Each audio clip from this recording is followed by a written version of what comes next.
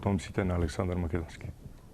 И убаво е да се знае дека еден наш човек е на таква важна позиција во пакистанската влада, а тоа е некаде на другиот крај од светот, како што рековме. Ако некому падне некоја идеја. Така е.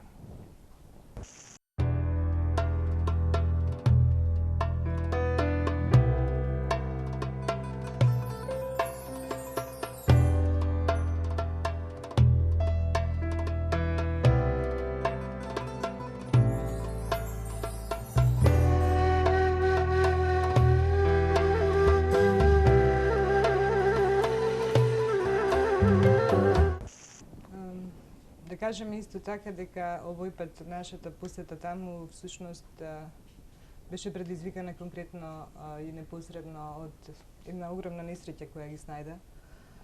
Иако цел Пакистан е сега, како што гледаме,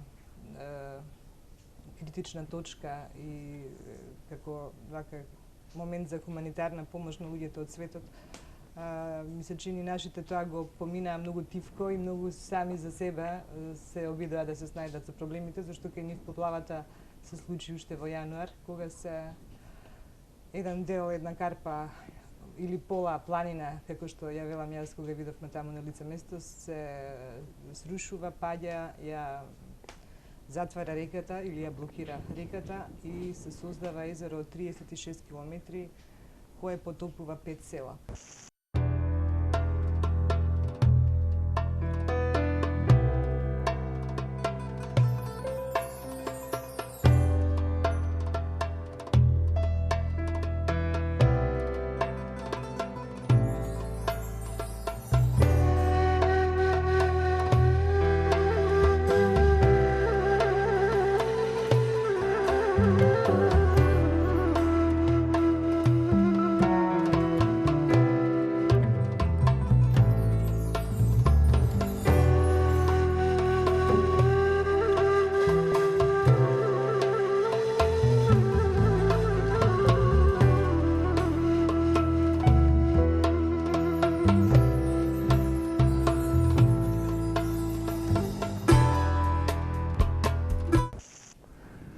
Да, бевме сведоци на тој чин, чак и ние видовме како тие карпи се уште се одронуваат, дека тој процес се уште трае.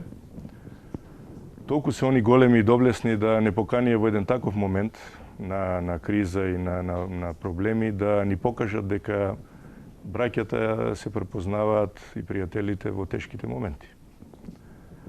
Дотолку беа по-доблесни и по-јаки во тие моменти што во еден таков случај на катастрофа тие не наоѓаа сила да се шалат на свој рачун и кажуваат дека да, се случи таа катастрофа, снема 5 села, меѓутоа такво убаво езеро што се створи после тој и настан од едно 35 километри, дека е толку убава со толку убава зеленкаста боја, да е сепак тоа еден дар на природата. Јас се надевам дека и нашите гледачи ќе имаат можност да видат едно мало парче од тој дијамант што им се создаде, они така го нарекао како Господ да ни прати дијамант. Луѓето како луѓе, особено македонците како македонци, македоните како македони, тие докажуваат дека ќе се снаоѓаат брзо и се обидуваат секој милиметар од земја или од место каде што таму би можело да се изгради куќа да се искористи, затоа што тоа се сепак Хималаи и таквите места се многу малку. Во вакви околности како благослов беше примен подарокот и тапијата за сопственост на едно парче земја во Македонија, во светото место Паљурци. Кралот и кралицата од Хунза најискрено се заблагодаруваат на македонскиот народ за овој подарок, а особено до луѓето од Богданци, до градоначалникот, до советот на општината Богданци и на Сдруженијето Антички македонци, кои всушност ја спроведоа оваа иницијатива.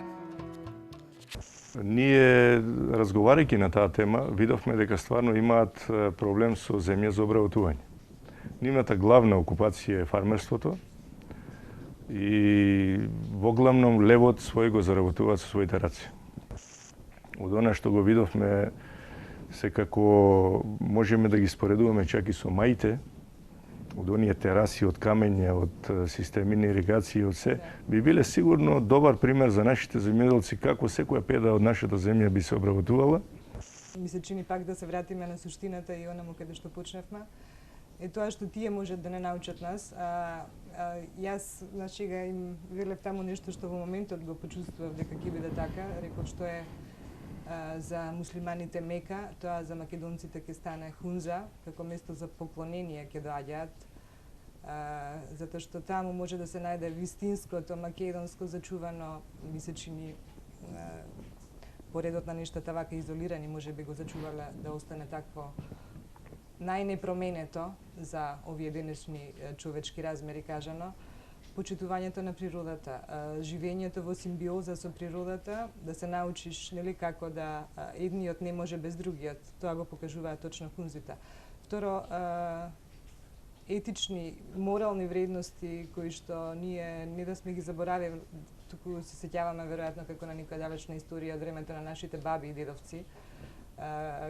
Колку важи кажаниот збор, колку тежи изречениот збор всушност, колку значи блискоста кога имаш на кого да се подпреш, што тие го покажуваат во секој момент, веројатно затоа што се малку или толку колку што се таму во таа оаза мораат да веруваат и да имаат доверба едниот во другиот. И трето, бескласно општество, кое што не знам дали функционира некаде на планетава Земја слично на нивното, кое што со сопствениот пример докажува дека на луѓето не им требаат класи, не им треба нити капитализам и диалектички материализам, нели и филозофија што таа со себе го носи, за да се функционира сепак на крајот во земја без криминал, која што исто така не верувам дека би се нашла на другава точка некаде на планетава Земја.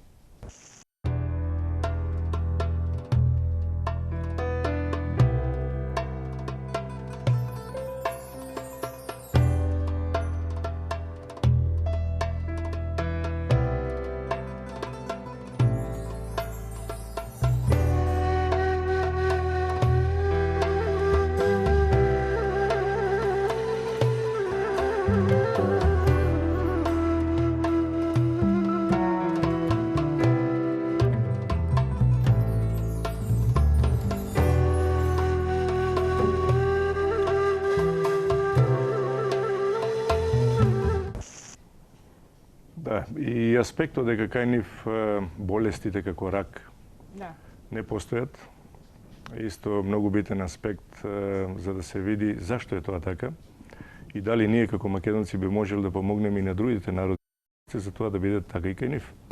Од друга страна, изворите на вечната младост, изворите кои што ние ги видовме и се воодушевивме со фактот дека тие не беа бистри, него беа како да тече улје, кои што они го нарекуваат глечерско млеко, и за нив една од најважните извори на енергија, на нивната витална енергија, веројатно допринесува и за тоа да не се јавуваат дегенерични болести кај нив, да нема рак.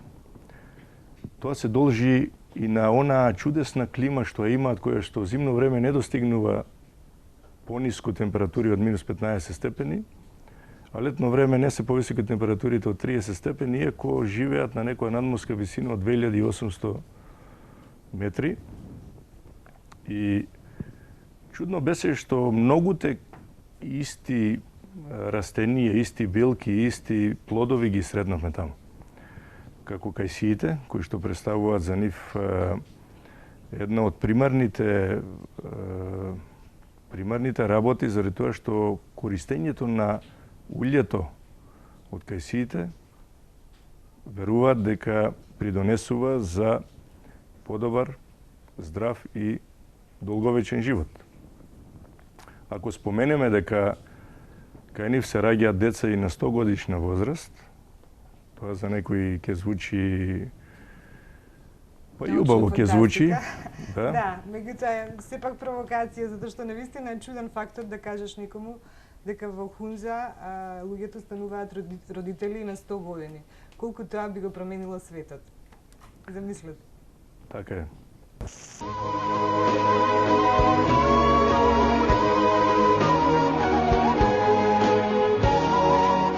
Најголемата драгоценост која ја поседуваат хунзите е всушност нивната вода.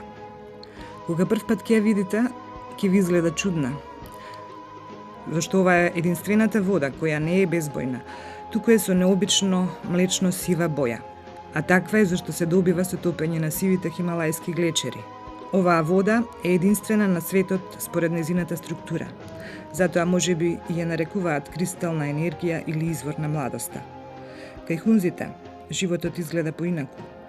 Тие мислат дека луѓето треба да живеат во просек помеѓу 120 и 125 години и дека не треба да умираат со изгубено памтење и со загубени функции на органите во телото, туку треба да се умре од старост. Хунзите никогаш не заболеле нити од канцер, ниту од кариес, ниту од било која друга дегенеративна болест на така наречената современа цивилизација. Доктор Хенрико Анда, хидродинамичар, експерт за течности и води, по налог на Пентагон ја истражувал водата од хунза цели 6 децении, а на 78 годишна возраст добил и Нобелова награда за неговите истражувања.